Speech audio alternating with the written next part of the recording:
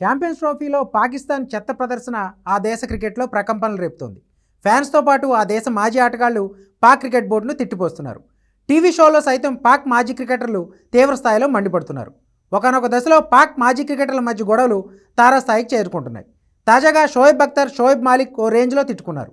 పాక్ పరాజయంపై ఓ TV channel లైవ్లో చర్చించిన షోయబ్ అఖ్తర్, షోయబ్ మాలిక్ గొడవ పడ్డారు.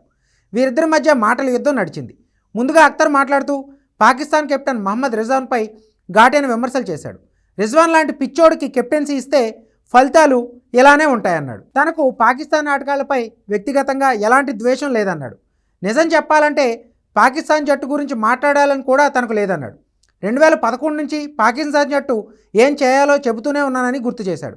గత 14 ఏళ్లుగా పాక్ క్రికెట్ టీం తిరోగమనంలో ఉందని ఆవేదన వ్యక్తం చేశాడు. వింతైన ఆటగాళ్లను ఎంపిక చేస్తే ఫలితాలు ఇలానే ఉంటాయంటూ షోయబ్ అఖ్తర్ ఘాటుగా వ్యాఖ్యానించాడు. ఈ వ్యాఖ్యలతో తీవ్ర ఆగ్రహానికి గురైన షోయబ్ మాలిక్ అఖ్తర్ను అడ్డుకున్నాడు. అంత కోపం ఉంటే నువ్వే పాకిస్తాన్ క్రికెట్ టీంలో చేరి అన్నీ చక్కదిద్దు అంటూ సలహా ఇచ్చాడు.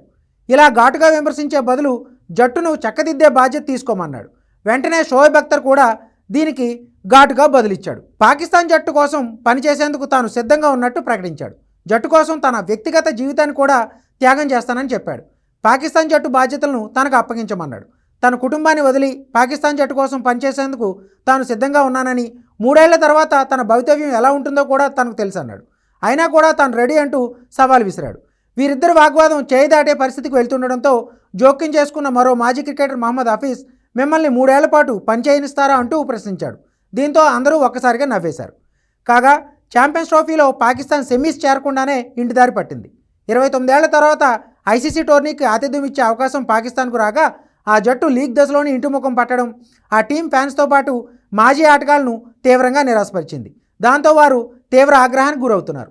మహమ్మద్ రిజ్వాన్ సారథ్యంలోని పాకిస్తాన్ జట్టుపై ఘాటైన విమర్శలు గుప్పిస్తున్నారు. పాకిస్తాన్ జట్టును పూర్తి ప్రక్షాళన చేయాలని డిమాండ్ చేస్తున్నారు.